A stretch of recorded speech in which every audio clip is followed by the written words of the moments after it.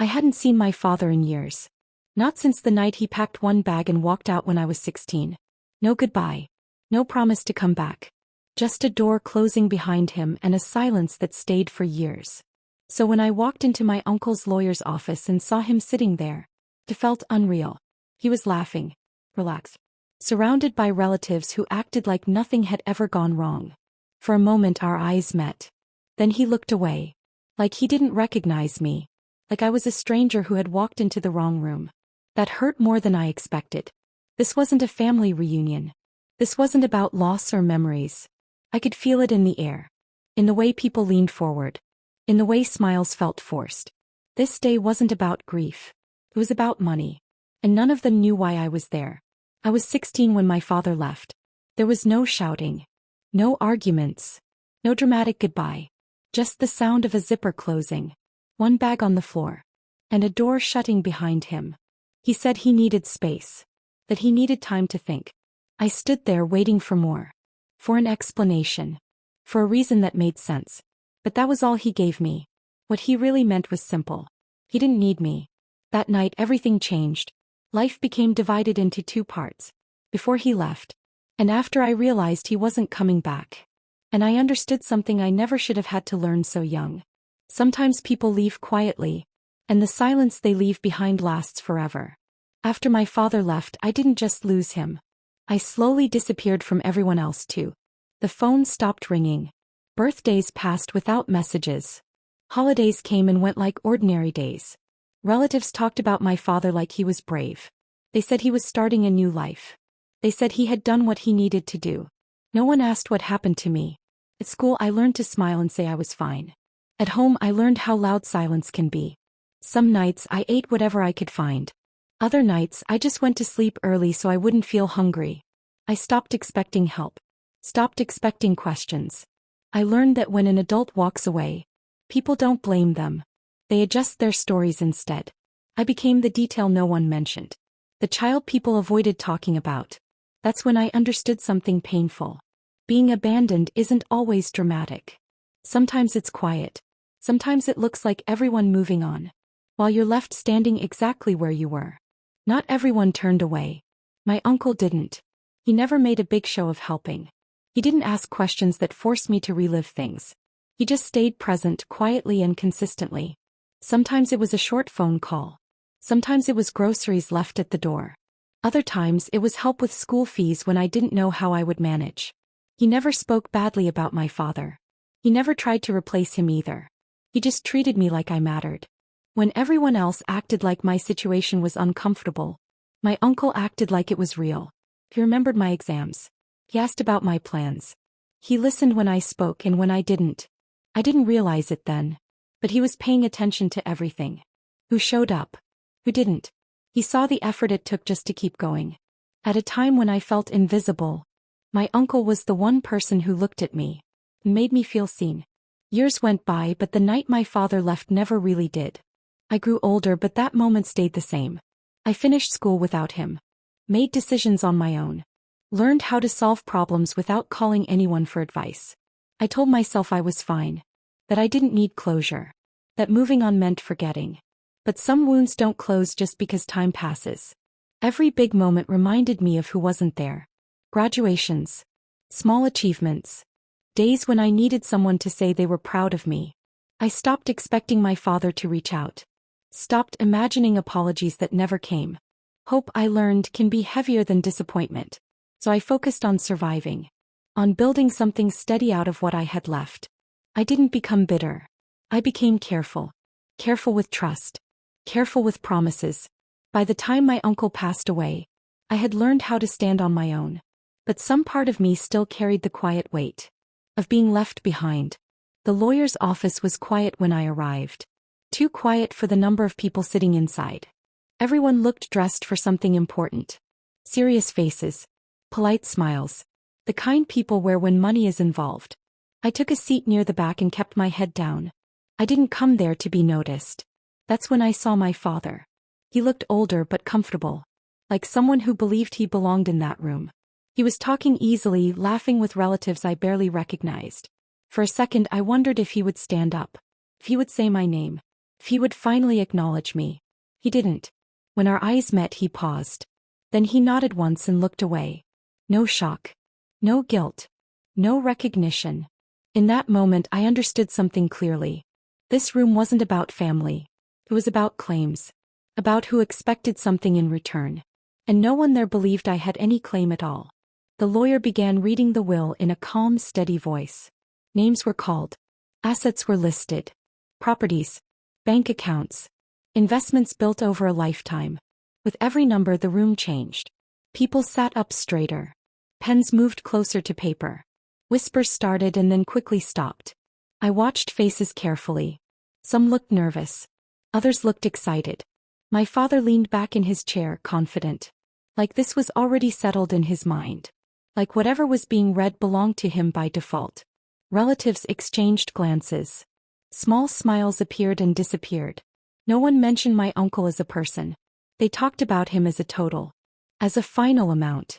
That's when I realized something. Grief had ended the moment the numbers began. What mattered now was who got what. I stayed quiet. I listened. Because I knew something they didn't. This story wasn't finished yet. Before the lawyer could finish reading, my father spoke. His voice was calm but certain.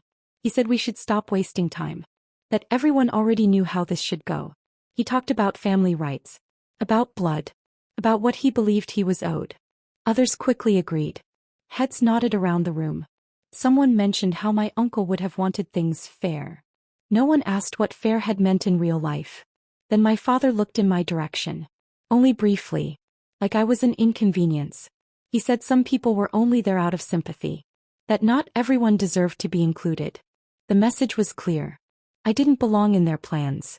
I felt the room close in. Not with anger but with judgment. So I didn't speak. Because this wasn't my argument to make. I didn't need to defend my place. The lawyer raised his hand gently. And said there was more to read. The lawyer cleared his throat and adjusted his papers. The room fell quiet again. He said my uncle had left specific instructions. Not suggestions. Instructions. He explained that the will wasn't written quickly.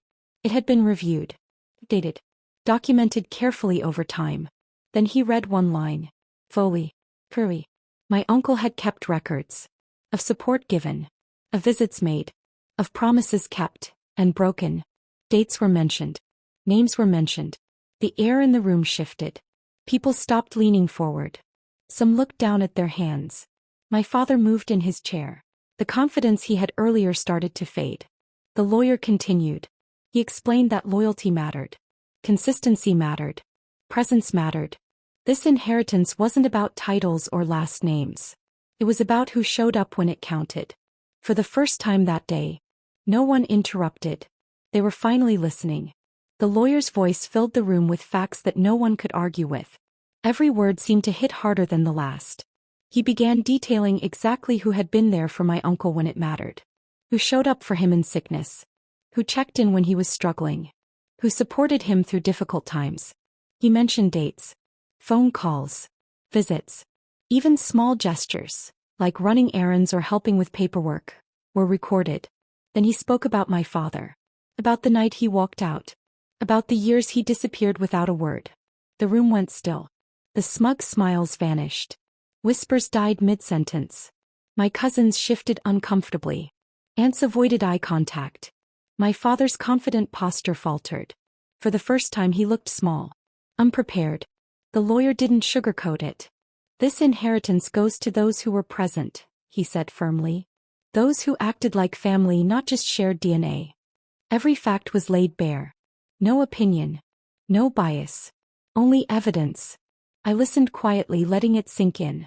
Years of absence, years of indifference, years of pretending not to care. All documented. It was clear who mattered in my uncle's life. It wasn't the ones who demanded. It wasn't the ones who showed up for appearances. It was me. For the first time I understood that loyalty and care could outweigh blood. That absence carries consequences. And that justice, even if quiet and delayed, still finds its way. The room stayed silent as the truth settled over everyone. And I finally felt something I hadn't felt in years. Vindication, calm, and the quiet power of being seen. After the lawyer finished reading, the room was quiet but the tension was thick. Everyone had expected millions to be divided in predictable ways. My father had assumed his absence wouldn't matter. Relatives had whispered and nodded as if they already owned a share. But the but came, slowly, deliberately, in the lawyer's next words. The inheritance didn't go to those who demanded it. It didn't go to those who claimed entitlement by blood alone. It went to the one who had been there. The one who had stayed quietly and consistently. The one who had proven through years of care and presence that they deserved it. And that was me. My father's face fell. His shoulders slumped. Confidence drained from him like water from a bucket. Cousins and aunts exchanged shocked glances. Some tried to argue, but the lawyer shook his head. He read parts of the will again, emphasizing loyalty, presence, and action over name or relation. Suddenly, all the years of absence, all the times I had been overlooked, all the quiet struggles I endured, they meant something. I didn't just survive. I had been noticed, rewarded. The room that had once felt oppressive now felt empty, but in a different way. The ones who thought money could erase absence walked away with nothing. And I walked away with something far more valuable. Recognition, validation, and the knowledge that presence always outweighs pretense. The reading ended and the room was silent. No one spoke to me as I gathered my things. My father didn't follow. He didn't apologize. He didn't even glance in my direction again. The relatives who had whispered and plotted avoided my eyes. Some shuffled papers nervously. Some left quickly as if they couldn't bear to see the outcome. I realized then that nothing needed to be said. The truth had been spoken through facts, through the will, and through the years of loyalty I had quietly shown. For the first time, their absence, their demands, their arrogance, none of it had power over me. I wasn't angry. I wasn't bitter. I was free. Walking out of that office, I felt lighter than I had in years. No longer waiting for recognition, no longer hoping for apologies, no longer carrying the weight of someone else's absence. I finally understood something important. Some people leave and some people stay. The ones who stay quietly without expecting applause are the ones who matter in the end. My father's silence no longer hurt. It had no control over me. I didn't just inherit what my uncle left behind. I inherited peace. I inherited the knowledge that my worth wasn't determined by those who walked away. And for the first time I walked forward knowing I belonged, not because of blood, but because I had shown up even when no one else did. This story isn't about revenge. It's not about proving a point or teaching someone a lesson. It's about memory. About the moments that stay with us even when people walk away. About the silence left behind when someone chooses absence over responsibility. People forget abandonment. They forget the quiet nights, the missed birthdays, the words left unsaid. Until it's written down. Until it's remembered. Until it's shown that every choice has weight. Sometimes the ones who walk away are shocked to learn that absence is also a choice. That leaving someone behind doesn't erase them. It doesn't erase what they endured. Choices echo longer than excuses. And in the end, it isn't about the people who left. It's about the ones who stayed. The ones who showed up. The ones who survived. Because those are the people who carry the real legacy. And sometimes, the quiet strength of surviving alone is worth far more than any inheritance could ever be.